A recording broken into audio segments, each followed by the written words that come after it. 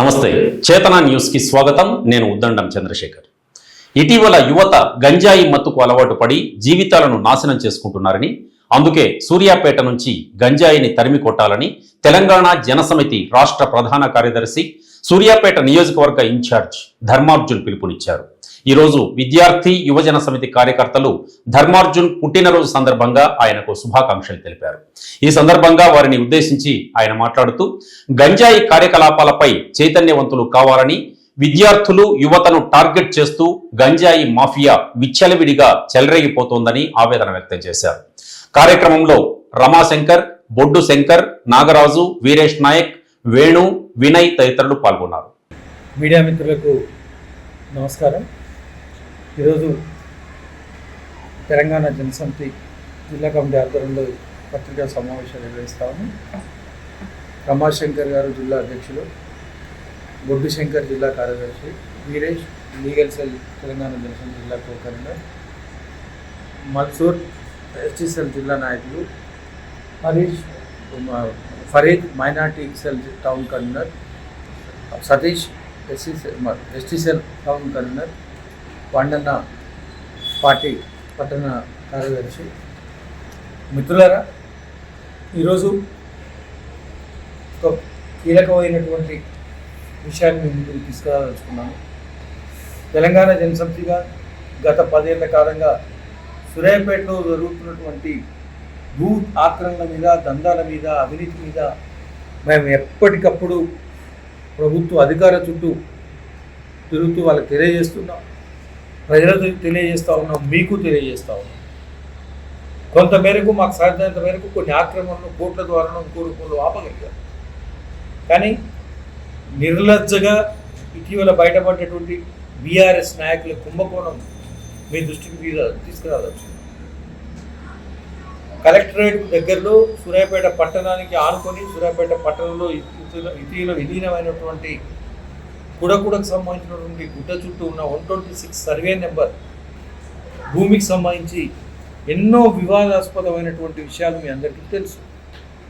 పాపం ఆ భూమిని గతంలో భూమి లేనటువంటి పేదలు గుడిసెలు వేసుకొని వాళ్ళ జీవనం కొనసాగిస్తూ ఉంటే ఆ ప్రాంతానికి చెందినటువంటి ఒక రియల్ ఎస్టేట్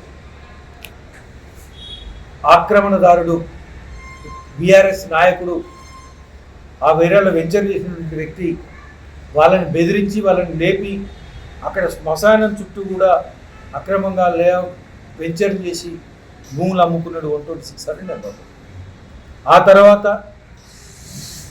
పేదలకు అమ్ముకున్నాడు, మధ్యతరగతి ప్రజలకు అమ్ముకుంటే ఆ తర్వాత శ్మశాన వాటిక పేరుతో, గుర్తింపు పేరుతోటి వాళ్ళందరినీ కొన్నోళ్ళని కూడా అధికారులు ఇబ్బంది పెట్టి ఎలగొడితే వాళ్ళు నోరు లేని పేదలుగా నోరు మూసుకొని తమ నాస్తులు కోల్పోయిన ఆ యొక్క రియల్ ఎస్టేట్ వ్యాపారి బెదిరింపులకు తలకి నోరు మూసుకున్నారు.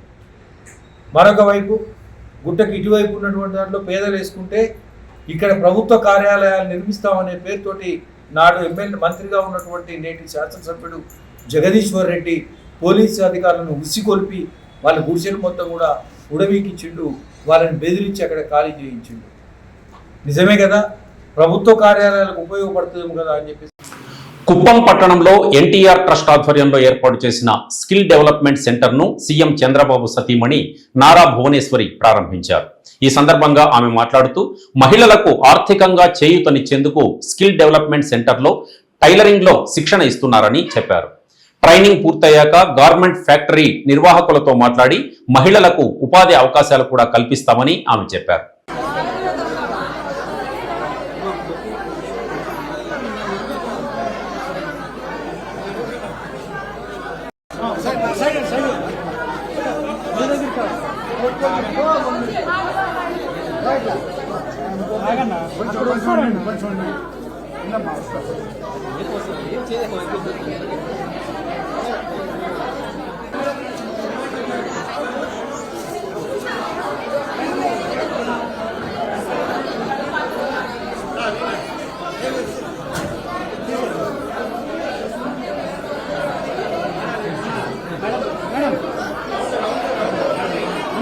सर्वार्घ्यं प्रतिमेन महेशेन नारायण नमस्ते ओम श्री महादेवी चंद्रे शिव पार्वती श्रीहे तन्नो श्री भारती प्रचोदयात् श्री भारती देवतांक्रियं जस्तं दीर्घसम తుంగభద్ర ప్రాజెక్టుకు వరద నీరు భారీగా వచ్చి చేరుతోంది. దీంతో డ్యాం నుంచి 20 గేట్ల ద్వారా 45,000 క్యూసెక్కుల నీటిని శ్రీశైలం ప్రాజెక్టుకు విడుదల చేశారు. ప్రాజెక్ట్ ఇన్ఫ్లో 97,272 క్యూసెక్కులు ఉందని అధికారులు తెలిపారు. అలాగే కోడుమూరు నియోజకవర్గంలోని సుంకేసుల రిజర్వాయర్ నుంచి 5,865 క్యూసెక్కుల నీటిని దిగువకు విడుదల చేస్తున్నట్లు జేఈ రాజు తెలిపారు.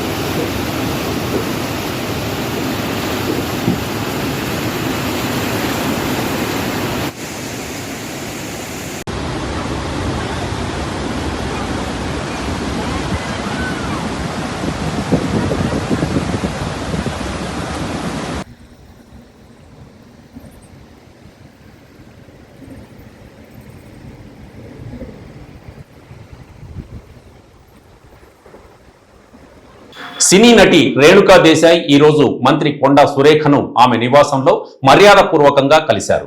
తాను చీఫ్ అడ్వైజర్గా ఉన్న Bhagavad Gita foundation for Vedic studies ఆధ్వర్యంలో ప్రపంచంలోనే మొట్టమొదటిసారి నెలకొల్పనున్న గీతా యూనివర్సిటీ విశేషాలను రేణు దేశాయ్ మంత్రికి వివరించారు.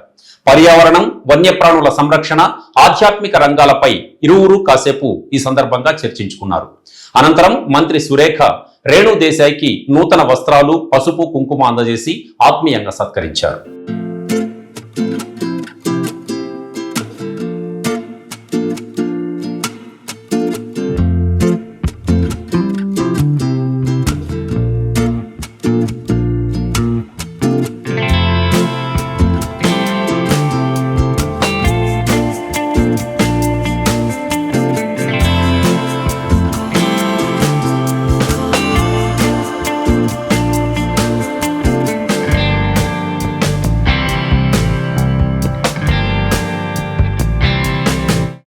శ్రీశైలం జలాశయానికి భారీగా వరద నీరు వచ్చి చేరుతోంది.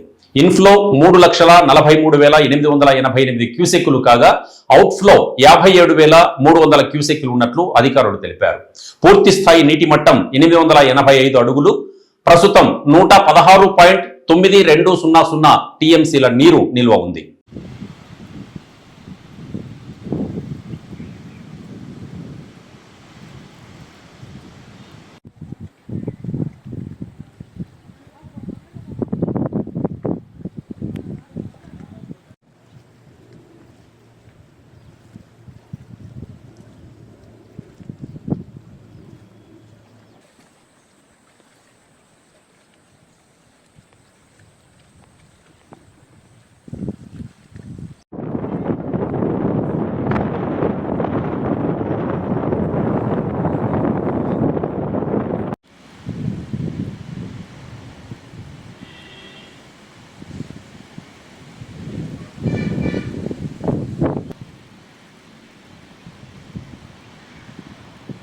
ఆగస్టు 1వ తేదీన ఏపీ సీఎం చంద్రబాబు మడకశిరలో పర్యటించనున్నారు.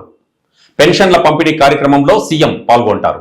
రాష్ట్రంలో కూటమి ప్రభుత్వం అధికారంలోకి వచ్చాక మొట్టమొదటిసారి చంద్రబాబు మడకశిర పర్యటనకు రానున్నారు. దీంతో టీడీపీ నాయకులు కార్యకర్తల్లో కొత్త ఉత్సాహం నెలకొంది. చంద్రబాబుకు స్వాగతం పలికేందుకు పెద్ద ఎత్తున ఉమ్మడి అనంతపురం జిల్లాకు చెందిన మంత్రులు, ఎమ్మెల్యేలు ఏర్పాట్లు చేస్తున్నారు.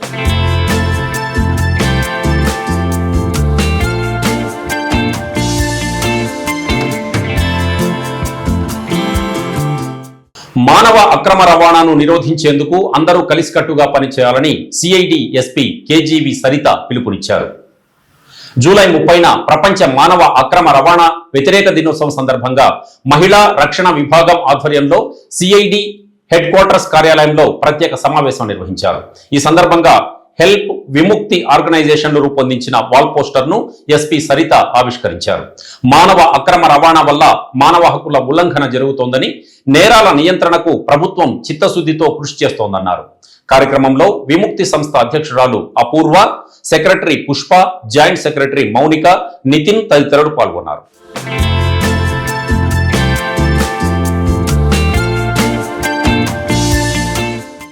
చివ్యంల మండలం గుంపుల తిరుమలగిరి జెడ్పీహెచ్ఎస్, ఎంపీపీఎస్ అంగన్వాడీ కేంద్రాలను జిల్లా కలెక్టర్ తేజస్ నందలాల్ పవార్ ఆకస్మికంగా తనిఖీ చేశారు.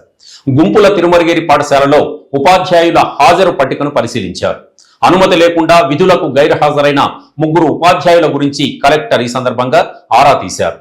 పుస్తకాల పంపిణీ, యూనిఫామ్ వివరాలు అడిగి తెలుసుకున్నారు. ఇంగ్లీష్ సబ్జెక్టులో విద్యార్థులను ఆయన ప్రశ్నించారు. ఈ సందర్భంగా ఏకలవ్య నాటికను విద్యార్థులు ఆంగ్లంలో ప్రదర్శించగా కలెక్టర్ వారిని అభినందించారు. ప్రధానోపాధ్యాయురాలు శైలజ, ఉపాధ్యాయులు వెంకన్న, లలితకుమారి తదితరులు పాల్గొన్నారు.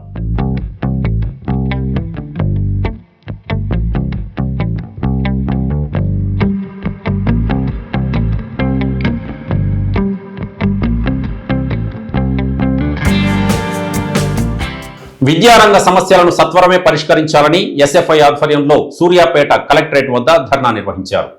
ఈ సందర్భంగా ఎస్ఎఫ్ఐ నాయకులు ధనియాకుల శ్రీకాంత్ వర్మ మాట్లాడుతూ, జిల్లా వ్యాప్తంగా ఉన్న గురుకులాల్లో విద్యార్థుల మరణాలు ఆందోళన కలిగిస్తున్నాయన్నారు. ప్రభుత్వం పాఠశాలలకు బిల్లులు మంజూరు చేయకుండా నిర్లక్ష్యం వహిస్తోందన్నారు.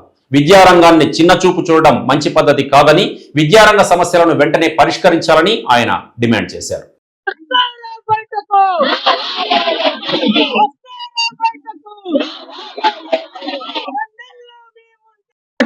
కార్యాలయం వద్ద ధర్నా నిర్వహించడం జరుగుతూ ఉన్నది. ఇక్కడ ఉన్నటువంటి విద్యార్థులందరూ కూడా తరగతులు బహిష్కరించి 100 మంది విద్యార్థులు తమ గోడుని విన్నవించుకోవడం కోసం కలెక్టర్ కార్యాలయానికి చేరుకోవడం జరిగింది. ముఖ్యంగా ఈ రాష్ట్ర ప్రభుత్వం విద్యార్థులకు ఇవ్వాల్సినటువంటి స్కాలర్షిప్స్ రియంబర్స్మెంట్ ని పెండింగ్ లో ఉంచింది. 8,000 కోట్ల రూపాయల స్కాలర్షిప్స్ పెండింగ్ లో ఉన్నటువంటి రియంబర్స్మెంట్ ని తక్షణమే విడుదల చేయాలని చెప్పేసి ఈ రోజు మేము డిమాండ్ చేస్తా ఉన్నాం. అదేవిధంగా ఈ జిల్లాలో గురుకులాలో విద్యార్థులు పిట్టల్లా రాలిపోతా ఉన్నారు. గురుకులాలో ఏం జరుగుతా ఉందనేది కూడా ప్రశ్నార్థకంగా మారినటువంటి పరిస్థితి ఉన్నది. ఇమాంపేట ఘటన చూసాం, బాలెంల ఘటన చూసాం. ఈ రోజు అదేవిధంగా దోసుపాటి ఘటన, ఆత్మప్రదేశ్ లో కూడా ఎస్సీ హాస్టల్లో విద్యార్థులు చనిపోయినటువంటి పరిస్థితి ఉన్నది. విద్యార్థులు చనిపోతా ఉంటే ఎక్స్ప్రెస్ గా ఇచ్చుకుంటూ వెళ్ళిపోతున్నారు తప్ప ఆ విద్యార్థులు ఎందుకు చనిపోతా ఉన్నారు అనే దాని మీద సమగ్రంగా విచారణ చేయనటువంటి పరిస్థితి ఉన్నది. పోస్ట్ మార్టం రిపోర్ట్లు కూడా ఇవ్వనటువంటి పరిస్థితి కూడా ఉన్నది. తక్షణమే విద్యార్థుల మృతి పట్ల సమగ్రంగా విచారణ చేయాలని చెప్పేసి ఈ సందర్భంగా తెలియజేస్తూనే, అదేవిధంగా ఈ జిల్లా కేంద్రంలో ఉన్నటువంటి ప్రభుత్వ జూనియర్ కళాశాలలో పేద బడుగు బలహీన వర్గాలకు చెందినటువంటి విద్యార్థులు 1,400 మంది విద్యను అభ్యసిస్తా ఉన్నారు. ఆ విద్యార్థులకు సరిపడా తరగతి గదుల్లో టాయిలెట్స్ లో, వాష్రూమ్స్ లో ఇబ్బంది పడుతున్నటువంటి పరిస్థితి ఉన్నది. వాళ్ళకి తక్షణమే టాయిలెట్స్, అదేవిధంగా వాష్రూమ్స్ ని, తరగతి గదుల నిర్మాణం చేపట్టాలని చెప్పేసి ఈ సందర్భంగా తెలియజేస్తా ఉన్నాం. అదేవిధంగా బస్ పాస్ స్టూడెంట్స్ ఈ జిల్లాలో ఉన్నారు. అన్ని గ్రామాలకు కూడా విద్యార్థుల, కళాశాలకు, విద్యా సంస్థల సమయానికి అనుగుణంగా బస్సులను నడిపించాలి, బస్ పాసులు కూడా ఇవ్వాలని చెప్పేసి, అదేవిధంగా ప్రభుత్వ సంక్షేమ వసతి గృహాల్లో కూడా మౌలిక వసతులు కల్పించాలి, ప్రైవేటు విద్యా సంస్థల్లో ఫీజులను నియంత్రించాలని చెప్పేసి ఈ సందర్భంగా మేము డిమాండ్ చేస్తా ఉన్నాం. ఇవి ఇవాల్టి బులెటిన్ విశేషాలు. తిరిగి రేపటి బులెటిన్ లో మళ్ళీ కలుద్దాం. Stay with us.